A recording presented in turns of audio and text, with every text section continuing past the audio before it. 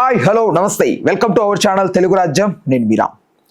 జనసేన తెలుగుదేశం కూటమి ప్రభుత్వం అధికారంలోకి వచ్చి ఏర్పడి ఇప్పటికీ 100 రోజులు పూర్తి చేసుకుంది. దీనికి సందర్భంగా వాళ్ళు ఒక ప్రెస్ మీట్ లాంటిది పెట్టి ఇది మంచి ప్రభుత్వం 100 డేస్ సెలబ్రేషన్స్ లాగా ఒకటైతే అనౌన్స్ చేయడం జరిగింది. అయితే ఇది జనం అభిప్రాయమా లేదా వాళ్ళ సొంత అభిప్రాయం అనేది తెలియాల్సి ఉంది. దీనికి సంబంధించి ఒక ఇన్ఫర్మేషన్, ఒక మంచి విశ్లేషణ మనకు అందించడానికి మన స్టూడియోలో సినీ క్రిటిక్ మరియు రాజకీయ విశ్లేషకులు దాసరి విజ్ఞాన్ గారు ఉంటారు. నమస్తే అన్న. నమస్తే. ఇది ఒక మంచి ప్రభుత్వం అని వాళ్ళు ఒక స్టేట్మెంట్ పాస్ చేసినట్లు ఒక చిన్న ఫ్రేమ్ క్రియేట్ చేశారు. అసలు వాళ్ళ ఫీలింగా, జనం ఫీలింగా ఏంటి, అసలు దీన్ని ఎలా తీసుకోవచ్చు మనం? ఎవరి ఫీలింగ్ అనేది చెప్పాలనుకుంటే అన్ఎక్స్పెక్టెడ్గా, అనుకోకుండా, అంటే చాలా ఏళ్ళ తర్వాత విజయవాడ మునిగిపోవడం జరిగింది. అవునా?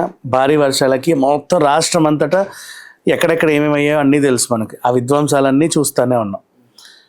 సో మంచి ప్రభుత్వం అంటే దాని అర్థం ఏంటి అంటే, చంద్రబాబు నాయుడు గారికి ముఖ్యమంత్రిగా ఎన్నో ఏళ్ళ అనుభవం ఉంది కాబట్టి, ఎన్నో తుఫాన్లని, ఎన్నో ఇలాంటివి భూకంపాలని, ఎన్నో ప్రకృతి విధ్వంసాలను చూశాడు కాబట్టి ఈ విపత్తుని చాలా తొందరగా చెరిపేయగలిగారు. అదే వీలైనంత తొందరగా. ఇప్పుడు అదే ఒక కొత్త ముఖ్యమంత్రి అనుకో, ఎడ్డం తెలియని ముఖ్యమంత్రిని తీసుకొచ్చి పెట్టాడు, అప్పుడే కొత్తగా చూశాడు, ఆయన సీట్లో కూర్చోగానే ఏదో అయిపోయింది మొత్తం రాష్ట్రం అంతటా. అర్థం కాదు ఆయనకి ఏం చేయాలో కూడా. అనుభవం అంటే అఫ్ కోర్స్ అర్థం కాదు ఇన్ సెన్స్, నిపుణుల సలహాలు తీసుకుంటా ఏవేవో చర్యలు చేస్తా కొంచెం టైం పడుతుంది. అంతేగాని ఇమీడియట్గా గబగబ అసలు ఏం చేస్తే ఎలా ఉంటుంది, ఏంటి తీవ్రత ఏంటి అనేది పరిగణించి ఆస్తి నష్టము, ఇంకా పశు నష్టం ముఖ్యంగా, ఇట్లాంటివన్నీ అంచనా వేసి గబగబ చర్యలు తీసుకోవడం అనేది ఉండదు బేసికలీ చెప్పాలంటే. బట్ వెంటనే అయిపోయినాయి అన్ని పనులు కూడా. ఇప్పటికీ ఇంకా విరాళాలు వస్తున్నాయి, కానీ అయినప్పటికీ అక్కడ ఆల్మోస్ట్ దాన్ని చెరిపేయగలిగారు. అంటే ఒక 6 నెలలో 7 నెలలో అయినా సరే ఒకప్పుడు ఇలా జరిగింది, మా బతుకులు ఇలా అయ్యాయని చెప్పుకుంటానే ఉంటారు కదా. ఇప్పుడు చాలా వరకు తగ్గారు. మీరు కావాలంటే మీడియా వాళ్ళని చూడండి, అక్కడికి వెళ్ళిన వాళ్ళకి చాలా తొందరగా మాకు రిలీఫ్ ఇచ్చారు అన్నట్టుగా చాలా హ్యాపీగానే చెప్పుకుంటున్నారు అందరూ కూడా. సో మంచి ప్రభుత్వం అంటే దాని రీజన్ ఏంటంటే, ఆల్రెడీ అనుభవం ఉన్న ముఖ్యమంత్రి ఉన్నాడు కాబట్టి ఎంత పెద్ద విపత్తు వచ్చినా సరే వీలైనంత తొందరగా దాన్ని నుంచి బయటపడగలుగుతున్నారు. అది ఒక చిన్న ఎగ్జాంపుల్ అని చెప్పుకోవచ్చు. అందుకు మంచి ప్రభుత్వమే. అండ్ ఇంకొకటి, మంచిదా కాదా వీళ్ళెవరు నిర్ణయించడానికి జనాలు చెప్పాలి కదా. అంటే ఎవరు చెప్పినా చెప్పకపోయినా సరే 100 రోజులకి పెద్దగా డిస్కస్ చేయాల్సిన అవసరం అయితే లేదు, సీరియస్లీ. అండ్ ఇప్పటివరకు ఎవరు కూడా ఇప్పుడు ప్రత్యేక హోదా అని చెప్పి గెలిచిన వాళ్ళు ఉన్నారు, అది చేస్తాం అని గెలిచిన వాళ్ళు కూడా ఉన్నారు. కానీ బాబు గారు గెలిచిన వెంటనే కేంద్రంలో కొంచెం స్ట్రాంగ్గా ఉన్నాడు కాబట్టి ఎక్కువ డబ్బులు తేయగలిగాడు ఆంధ్రప్రదేశ్కి. మిగతా వాళ్ళ అవ్వదు, జగన్ వల్ల అవ్వదు. ఆయన అన్నెళ్ళు ఉన్నా కూడా ఆయన వల్ల అవ్వాల. అండ్ నెక్స్ట్, గత ప్రభుత్వంలో వాళ్ళకి ఏంటంటే అసలు రాజధాని ఏంటో క్లారిటీ లేకుండా 5 ఏళ్ళు గడిపేశారు. ఈ ఊరా ఆ ఊరా అదా ఇదా అని చెప్పేసి. ఇకపోతే ఇప్పుడు వీళ్ళు 100 రోజుల సెలబ్రేషన్ అని చెప్పేసి మంచి ప్రభుత్వం, ఇది మంచి ప్రభుత్వం అని వీళ్ళు చెప్పుకోవడమో, లేకపోతే జనాలు చెప్పడమో, లేకపోతే ఇంకెవరైనా బయట వాళ్ళు చెప్పడమో, లేదా ప్రతిపక్ష వాళ్ళు చెప్పడమో కాదు. 100 డేస్లో ఎవరు కూడా ఏ ప్రభుత్వాన్ని జడ్జ్ చేయలేరు యాక్చువల్గా చెప్పాలంటే. They can't judge. ఎందుకంటే గతంలోనూ వీళ్ళే ప్రభుత్వమే ఉండి మళ్ళీ వీళ్ళే గెలిచారనుకో, 100 డేస్లో గబగబ నిర్ణయాలు తీసేసుకుంటారు. ఎందుకంటే వాళ్ళకి అవగాహన ఉంటుంది కాబట్టి. గతంలో వేరే ప్రభుత్వం ఉండి మళ్ళీ ఈ ప్రభుత్వం వస్తే, కొత్త ప్రభుత్వం వస్తే ఫస్ట్ వాళ్ళు చేసిన రాజకార్యాలన్నింటినీ చెరిపేసుకుంటూ రావాలి. తర్వాత వీళ్ళు కొత్త కార్యక్రమాలన్నీ మొదలు పెట్టుకుంటూ రావాలి. దానికి కొంచెం టైం తీసుకుంటారు. టైం టేకింగ్ ప్రాసెస్ ఇది యాక్చువల్గా చెప్పాలి. ఇప్పుడు తెలంగాణ ఉంది, 10 ఏళ్ళు వీళ్ళు చేసిన విధ్వంసాన్ని ఇప్పుడు రేవంత్ రెడ్డి గారు దాన్ని చక్కబెడతా వస్తా ప్యారలల్గా మళ్ళీ పాలన చేయాలి. ఇక్కడ వీళ్ళకి ఏంటి, గత ప్రభుత్వాన్ని చెరిపేయాలి, ప్యారలల్గా పాలన చేయాలి, మధ్యలో వచ్చిన విపత్తుని కూడా కంట్రోల్ చేయాలి. సో ఇంత పెద్ద టాస్క్ మళ్ళీ ఇవన్నీ కలిపి జస్ట్ ఇన్ 100 డేస్. చూడు, మరి మంచి ప్రభుత్వమే కదా. కొన్ని ఇచ్చిన హామీలు ఇంకా నెరవేర్చలేదు. ఫ్రీ బస్ అన్నారు, సిలిండర్స్, అది గెలిచిన వెంటనే మీద పడి రక్కకూడదు. అదే టైం టేకింగ్ ప్రాసెస్. దేనికన్నా ఒక టైం అనేది వస్తుంది, వాళ్ళు కూడా ఇస్తారు, పెద్ద విషయం ఏం కాదు. ఇక్కడ కూడా అంతే, సేమ్. నేను కంపేర్ చేస్తున్నా. వాళ్ళు మొన్నటి దాకా 6 హామీలు, 6 హామీలు ఇంకా నెరవేర్చలే. బాబు కొంచెం ఆగండి, తట్టుకోండి, ఎందుకంత ఆవేశం. అంటే జస్ట్ సైన్ చేసిన వెంటనే గబగబ అన్ని చేసేయాలా? గతంలో వీళ్ళు చేసినటువంటి ఇప్పుడు ఎన్ని అప్పులు మిగిల్చారు, దాని మోతాదు ఎంత ఉంది, తర్వాత వీళ్ళు ఏమేమి కార్యక్రమాలకి శంకుస్థాపనలు చేసి వదిలేశారు, ఏవో అడ్డమైన హామీలు ఇచ్చి ఉంటారు కదా, ఇది అది చేస్తున్నారు, 34 శంకుస్థాపనలు చేసేసి అలా వదిలేసి ఉంటారు, అవే ఉన్నాయి. అండ్ నెక్స్ట్ తర్వాత ఇమీడియట్ గా మనకు ఫస్ట్ తీసుకోవాల్సిన నిర్ణయాలు ఏంటి, తర్వాత తీసుకోవాల్సి ఇప్పుడు ఫ్రీ బస్ అంత ఇంపార్టెంట్ కాదు కదా. ఫర్ ఎగ్జాంపుల్ విజయవాడ ఫ్లడ్స్ ఇంపార్టెంటా, ఫ్రీ బస్ ఇంపార్టెంటా? Floods important. అట్లా ఉంటాయి. కొన్ని ఇమ్మీడియట్ తీసుకునే నిర్ణయాలు ఉంటాయి, కొన్ని పర్వాలేదులే చూద్దాం అనేటివి ఉంటాయి.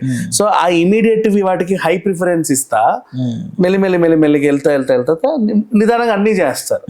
ఆ నిదానం అంటే మళ్ళీ జీవితకాలం పట్టుద్దా అని వెటకారం చేసే వాళ్ళు కూడా ఉంటారు. కాకపోతే ఏంటంటే వీళ్ళకంటూ అండ్ నెక్స్ట్ మళ్ళీ గత ప్రభుత్వము వీళ్ళు అమరావతి రాజధాని అంటే అది కాదు ఇది కాదు అది అని ఎక్కడెక్కడికో తీసుకెళ్లారు. మళ్ళీ వీళ్ళకంటూ అమరావతి వచ్చింది. అప్పుడు వీళ్ళు డిస్టర్బ్ చేశారు ఆ సినారియోని. డిస్టర్బ్ చేయడం వల్ల రియల్ ఎస్టేట్ కింద పడి మీద పడి డొర్లి లేచి ఏదేదో అయిపోయింది వీళ్ళు ప్రకటించగానే. ఈ రియల్ ఎస్టేట్ వైజాగ్ లో లేచి తర్వాత మళ్ళీ ఇంకెక్కడో లేచి తర్వాత అక్కడ డల్ ఇటు లేచి అంటే అతలాకుతలం అయిపోయింది మొత్తం. సో దాన్ని కంట్రోల్ చేయాల్సిన బాధ్యత కూడా ఉంది కదా.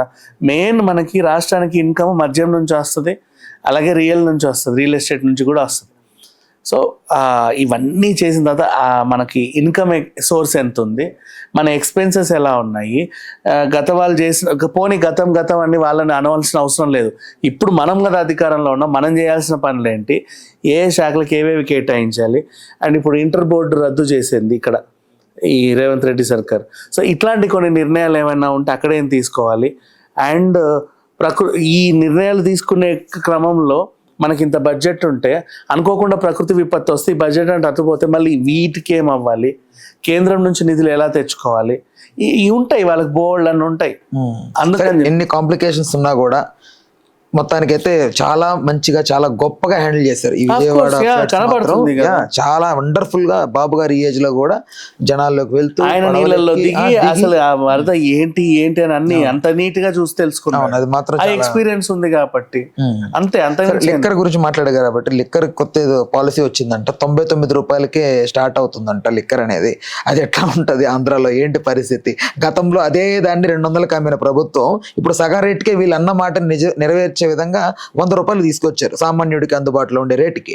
సో దీనివల్ల ఏంటి నెగిటివ్ ఆర్ పాజిటివ్ ఏది జరిగే అవకాశం ఉంది? ఒకటి చెప్తా వినండి, మద్యపానం హానికరమే, ధూమపానము హానికరమే, కాదని అనలేము.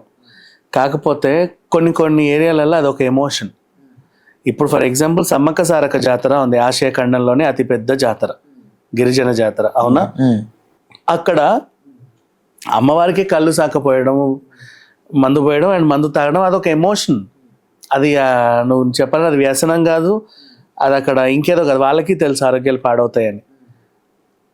కొన్ని ఉంటాయి, అది కదా, దాన్ని ఎవరేం చేసి బోనాల పండుగ ఉంది, ఖచ్చితంగా మద్యపానమే ఉంటుంది, ఇంకా వేరే ఏమి ఉండవు. Hobby not habit. అదొక ఆ హాబీ కూడా కాదు మా, అదొక ఎమోషన్ అంతే. ఇంకా సింపుల్గా చెప్పనా, సింగరేణి వర్కర్స్ ఉన్నారు, మీరు దసరా సినిమాలో చూస్తుంటే అప్పుడు కాంట్రవర్సీ అయింది, మ్యాన్సోస్ బాటిల్ పెట్టుకొని వెళ్తుంటే బాగా కాంట్రవర్సీ చేశారు. సింగరేణి కార్మికులకి మందు అనేది ఎమోషన్. వాడు అక్కడ లోపలికి వెళ్ళి బతికి బయటకు వస్తారో కూడా తెలియదు, ఊపిరాడుద్దో లేదో తెలియదు, ఏదైనా కూలిద్దో లేదో తెలియదు, ఎక్కడెక్కడికో వెళ్ళిపోతారు లోపల గనులు. ఆ పని చేసి వచ్చే వాళ్ళకి బాగా శక్తి ఉంటుంది యాక్చువల్గా చెప్పండి, బావిలో దిగి వచ్చే వాళ్ళకి. ఆయన ఏం చేస్తాడంటే ఇంత మందు పుచ్చుకొని వెళ్తారు లోపలికి, ఏమి తెలియొద్దు నాకు అని, కొంచెం ధైర్యం కోసం అంతే. వాళ్ళకి కొన్ని ఎమోషన్స్ మా మధ్య కొన్ని చోట్ల. అలాగే ఏపీలోను కూడా తాగుబోతులు అంటారు, కానీ నేనైతే ఎప్పుడు వాళ్ళని ఏం అన్ను, సీరియస్లీ ఉంటారు అలాంటి వాళ్ళు కూడా, తాగి గొడవ చేసేవాళ్ళు, పిల్లలను కొట్టేవాళ్ళు, పిల్లల్ని హింసించేవాళ్ళు, వాళ్ళు మృగాలు, వాళ్ళు వేరు. వీళ్ళు ఏం చేస్తారంటే రోజంతా కూలి పని చేసుకుంటాడు, 500 600 వస్తాయి, 100 రూపాయలు మందు తాగి పడుకొని మళ్ళీ తెల్లారిపోతాడు. ఎందుకు అంటే వాడికి ఒళ్ళు మసాజ్ చేయించుకోవడానికో, లేక జిమ్లు జాయిన్ అవ్వడానికో, ఇంకేదైనా ఫిజియోథెరపీలు చేయించుకోవడానికో డబ్బులు ఉండవు. వాడికి వచ్చేది అవే 500, అందులో 100 రూపాయలు పెట్టి ఇంత తాగేసి ఆ నొప్పులన్నీ మర్చిపోయేలాగా హ్యాపీగా కునుకు తీసి మళ్ళీ పొద్దున మళ్ళీ కూలి పనికి వెళ్తారు. వాళ్ళు మూటలు మోసేవాళ్ళు, ఇలాంటి వాళ్ళు ఉంటారు. వాళ్ళు ఆ మూటలు ఏంది మోయాలి అంటే వాడికి 500కి ఆ పనే వచ్చి ఇంకేమి రాదు. వాడు దాంట్లో ఇంట్లో వాళ్ళకి సర్దుకోగా మళ్ళీ తెల్లారి మూటలు మోయాలంటే ఒళ్ళు అయిపోతుంది, చచ్చిపోతాడు. దానికి ఇంత మందు పుచ్చుకొని హ్యాపీగా నిద్రపోయి కొంచెం ఫిట్ చేసుకొని మళ్ళీ వెళ్తారు. దాన్ని ఎమోషన్ గానే అనాలి తప్ప వాడేం తాగుబోతు కాదు, ఇంకేదో కాదు. అది రీజన్. ఇక్కడ main- కొన్ని ఉంటాయి. ఇప్పుడు అలాంటి వాళ్ళందరూ లాస్ట్ టైం ఏం చేస్తుంటే అదే 500 వచ్చేవాడికి మందు కొనాలంటే 300-400 మందికే అయ్యేది. ఆ వచ్చిన 500 మందికే అయిపోతే ఇక నేనేంట్రా బతికేది అని ఆ ప్రభుత్వాన్ని కూల్చేశారు వాళ్ళు. మళ్ళీ ఈ ప్రభుత్వం వచ్చి వాళ్ళకి అందుబాటులో, అంటే సామాన్యుడికి అందుబాటులో మందు అంటే ఇది తప్పు, ఎలా మీరు ప్రోత్సహిస్తున్నారా, అది చేస్తున్నారా అంటారు. కానీ అదేం లేదు. ఈ ఎమోషన్ని కూడా అర్థం చేసుకోవాలి, బ్యాలెన్సింగ్ లో ఉండరు. ఇప్పుడు ఎంతగానో టొబాకో హానికరమే, కానీ గవర్నమెంటే పండించుతా లైసెన్స్ ఇస్తుంది. లైసెన్స్ ఇస్తుంది, అది కామన్. అంతే. కన్క్లూజన్కి వచ్చే ముందు ఫైనల్ గా ఒకటి, ఈ 100 days ఏదైతే ఉందో వాళ్ళు సక్సెస్ఫుల్ గానే అయ్యారని అనుకుందాం. అయితే ఈ సక్సెస్ఫుల్ దీంట్లో జనసేన పార్టీ యొక్క ప్రతిభ ఎంత ఉంది, టీడీపీ ఎంత మాత్రం?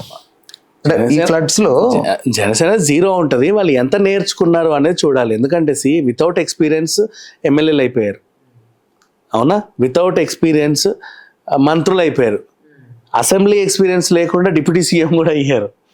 కాబట్టి ఆ సీఎంని చూసి ఇంత ఎక్స్పీరియన్స్ ఉన్నటువంటి సీఎం దగ్గర, అంత సీనియర్ పార్టీ శ్రేణుల దగ్గర ఈ కొత్త వాళ్ళందరూ కూడా ఏం నేర్చుకున్నారు, ఎంతవరకు నేర్చుకున్నారు అనేది వాళ్ళకి తెలియాలి. వాళ్ళు అమలు పరిచేది ఏం ఉండదులే, వాళ్ళ బొంద ఏం నిర్ణయాలు తీసుకుంటావు, నీకేం తెలుసు అని తీసుకుంటావు. కనీసం నేర్చుకోవడానికి ట్రై చేయాలి, ఏం నేర్చుకున్నారు అనేది వాళ్ళకి తెలియాలి. Okay, thanks for the time, thanks for information అన్న. Please do subscribe to Telugu Rajyam channel. Please do subscribe to Telugu Rajyam channel. Please do subscribe to Telugu Rajyam channel. Hi అండి, నేను మీ ఆర్పీని, నెల్లూరు పెద్దారెడ్డి చేపల పులుసు ఓనర్ని.